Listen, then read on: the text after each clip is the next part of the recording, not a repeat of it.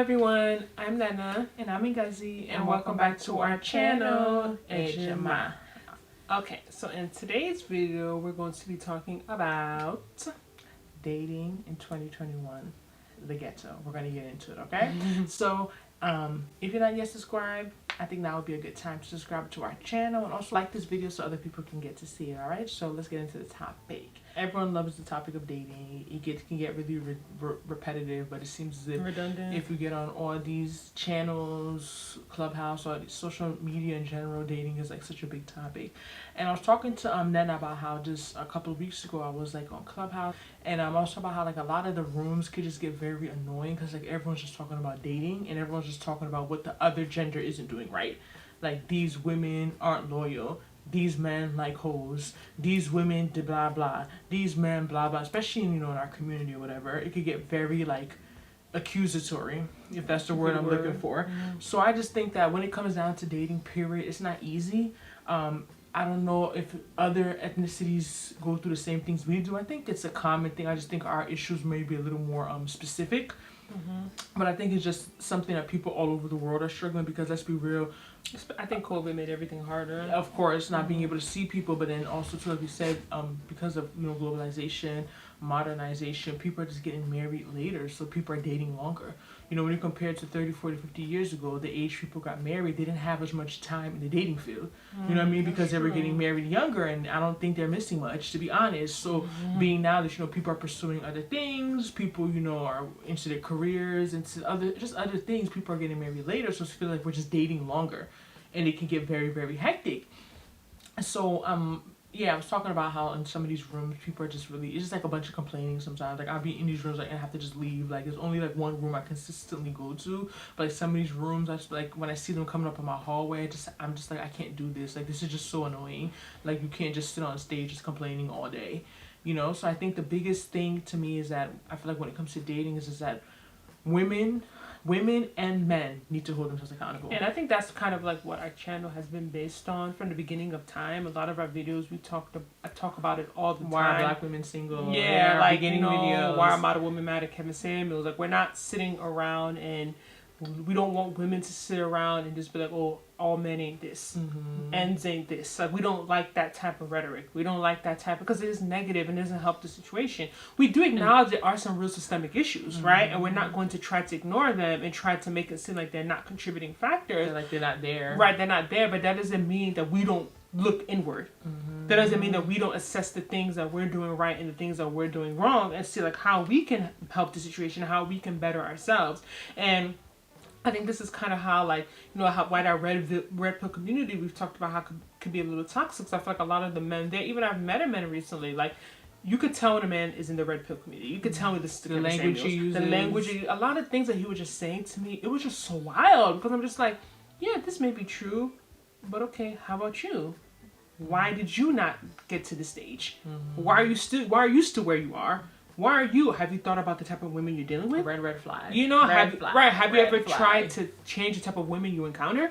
You get what I'm saying? Like, you're dealing with the same demographic of women, but then you're complaining that all women are the same. Right. You're doing, you know what I mean? You're picking these women. Who's doing the picking? Right. You're picking these type of women. Maybe you need to get in a better environment. Right. Maybe you just stop going after the women that come to you because you have low self-esteem. You can't approach a woman. You know what I mean? So maybe it's just, so I just think that, it seems like the red pill community is really, fueling up some men and giving them this like confidence they never had before. The men that couldn't even open their mouth and speak, now like they're so empowered and they're so like invigorated. It's like there's nothing wrong with that. You use that power to focus on yourself and to better yourself. Like we said before, you can't change anyone but you. That's the reality. You can bicker, you can fight, you can fuss. Like you don't have control over anyone else but yourself. That's just it is what it is. So I feel like self-development is something a lot of people don't really. I feel like now we're getting really good at it because of it's its own niche. Like self-development is key. Like when I look back to like my early 20s, like how I was personality-wise, impatient, all these things. Like, I know I'm not saying I'm perfect now, but I'm way better than what I used to be, and that took me having to reflect on myself and look at the things I didn't like or the things that were holding me back in relationships, not just intimate relationships, but just friendships, everything. Things that were holding me back and trying to change them or trying to get better at them. And I think that a lot of people, if you go around thinking that you're perfect and nothing's wrong with you, you just lay blame on the other person, you're not fixing yourself.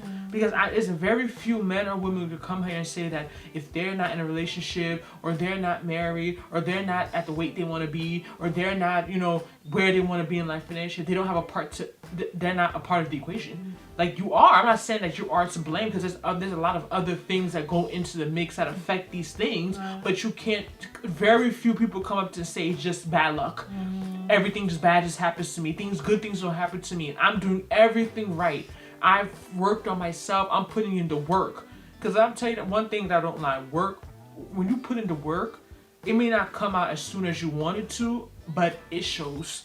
Like, that's real. I could speak living testimony. When you put in that effort, you put in that work, you put in that time towards something, you're going to see the results.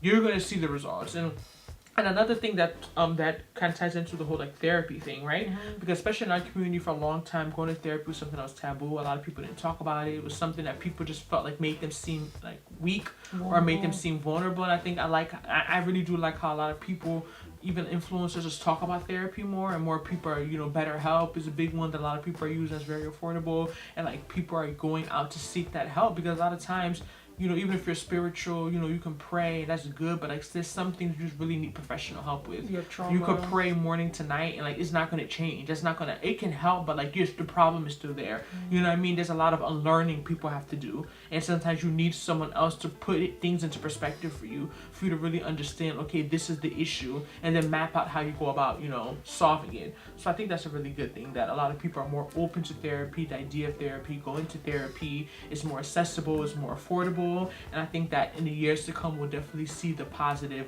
benefits of that.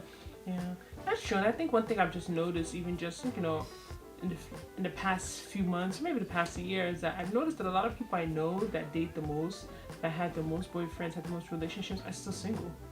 So this whole idea sometimes that it's like, oh, you need to get that experience, or it's a numbers game. It's true to an extent. It's true to an extent, but at the same time, it's like, can dating too much people is killing our generation? I think definitely. Are we like over dating? Yeah. Are we almost like, like you gave the example during our live about the jam, and the book that you read about the jam, and when people have too many options, they feel as if they can't pick one.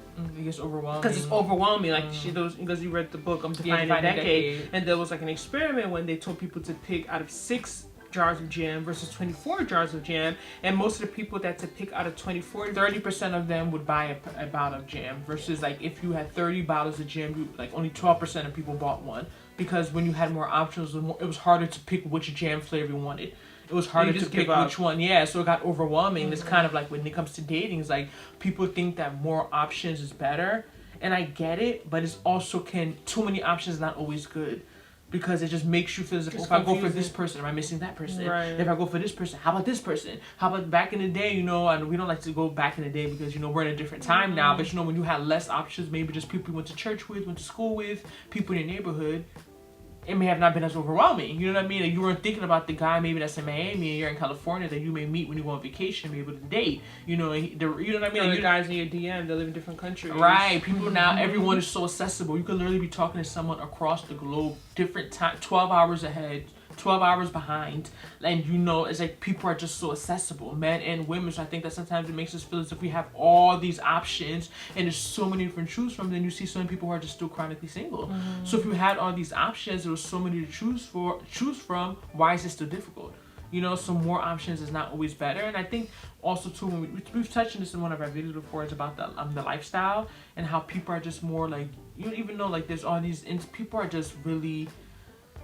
I don't know, the keyboard thugs, people talk about, like, people legit just sit in their house, go to work, come back, and just go on the internet. Keyboard thugs. Yeah, go on Instagram, go on we Facebook. Don't socialize. People are not socializing like in person. Yeah, so I feel like people feel as if because they can see other people that they connecting with them, but they're not physically connecting with them. You talk to them when you They're go not out. talking with these people. They're not really having these conversations. And I know our favorite, Kevin Samuels, he talked on one of his videos about how some women are socially awkward, and men. And I agree agree with him. You know what I mean? Like, it's just like when you're not in a don't know how social to environment, you engage don't know how to with engage people. with someone. Someone to you says, "Wow, your hair." You don't know how to respond. You don't know how to, position yourself. Your body language, everything is off. If you're someone who's just in your house all day, everyone's like this on their phone. right? Clicking. Like, it's just like it can be like, is this what we have come to? And I don't think we can. I don't think that is over. Like, I don't think that we're not going to be. But we have to understand that these things are impacting us. And if we just act like, oh, it's not a big deal, we can just get through all these things. We can. Like, we have to understand that these things can be barriers, and like we have to see and try, do the best we can to try and alleviate them as much as possible. But do you think that dating in 2021 is like the ghetto? Like, it's like, is it something like when people glamorize, date, you're single, like It's kind of annoying. People be like something. Oh, why are you thinking about marriage? You're young. Just have fun. Have fun doing what? Right. Have fun doing what? Dealing with multiple people. Like, have fun doing what? Like, I mean, I think dating is fun for certain people. Maybe in certain parts of the world, they're getting, maybe some women are getting wined and dined, Right. and maybe these girls on Instagram, they're getting flown out and stuff like that. But that's not the typical person's experience. dating experience, right? Like, that's not realistic. Like, it's called, you going to meet this person, doesn't work out. Meet another person, doesn't work out. You kind of Doesn't work out. Doesn't work out. It Doesn't kinda, work. it's like like exhausting. It also leads to like a negative thinking. Like when you're meeting all these people Pessimistic. and it's not working, you feel as if maybe it's not meant to be. Maybe I'll be single for the rest of my life, even though we cast them bond and rebuke it. But like you could feel as if like this is just not working because you feel like you're just meeting all these people and it's not positive anymore. It's not fun anymore. It's not entertaining anymore because you just meet someone and just be like, how long is this gonna last? Maybe 1 week, maybe 3 days. We'll stop texting. Maybe maybe he'll ghost me by the second night. Maybe what I mean. So I just feel like it could really end up doing an emotional tone. That's another to end on this. I think that a lot of people before they even think about dating, men or women, people need to be in a right mental space. Yeah. Because if you're not in a right mental space and you're dating, it could really do a number on you. Like you need to I didn't say financial space. That might be a factor as well.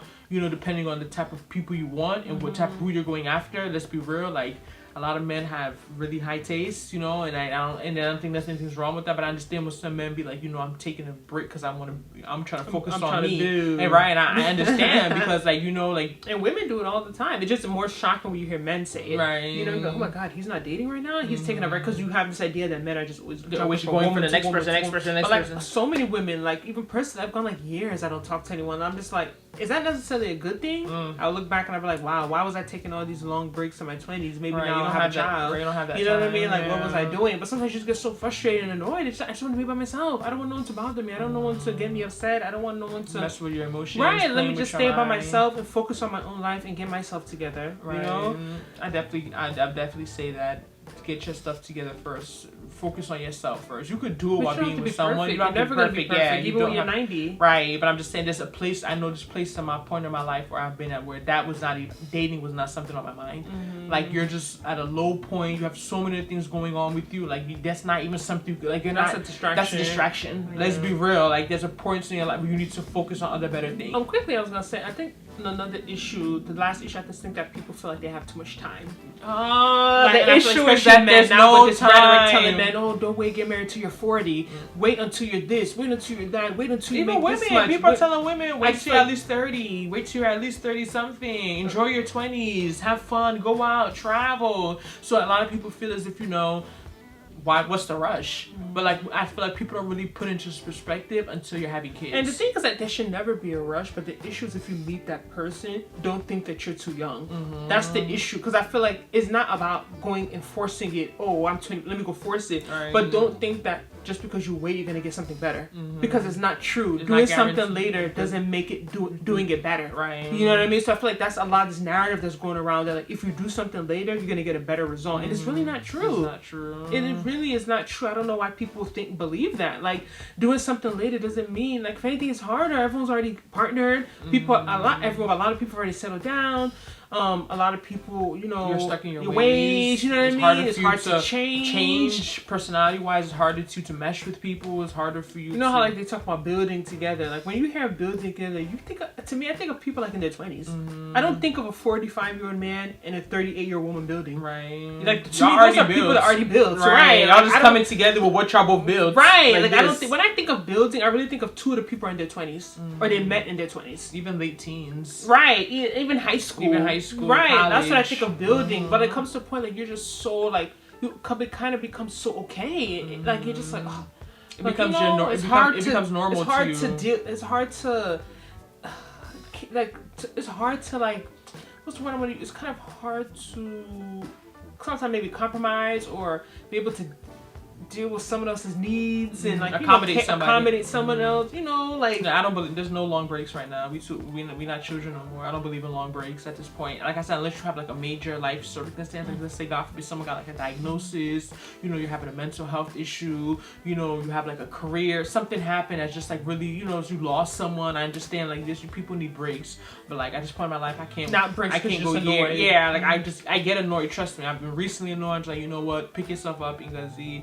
Let's go. We move. All right. Like there's no time for We move. There's no time for year breaks. Like God forbid. There's no time for year breaks. Yeah, I used to do that a lot. Maybe in my day 20s. breaks. I could do even week breaks. I used to do that a lot in my 20s. I did. Trust. I've gone like you. 20 years, just not even talk to anybody. Like a year passed by just by myself. Another year passed by just by myself, and I've got used to it. And I also think that it's good. I get it in the sense that you don't have a lot. It is like you're a not freeing dependent. mentality. Like I do feel like I grew up seeing a lot of. It's not a lot. I grew up seeing a few women who are very dependent on men, and I never wanted to be like my happiness is based on whether I have a man or not. Yes, a man can make me happier, will make me happier, but I don't want to feel like I'm inadequate because I don't have a man. And I feel like a lot of women tend to feel that way, that like their status is defined by whether they have a man or not. Especially in different parts of the world. Right. I feel like especially in Africa, like in our part of the world where our parents are from, I feel like a woman's status is, does she have a husband? And does she have kids? Does she have kids? Does she have a man? Like, you know, does she have a family? You know, and I just don't ever want to be that type of woman who feels like my life is terrible because I don't have a man attached to me. Happiness is an inside job. I don't think anyone can make you happy. I think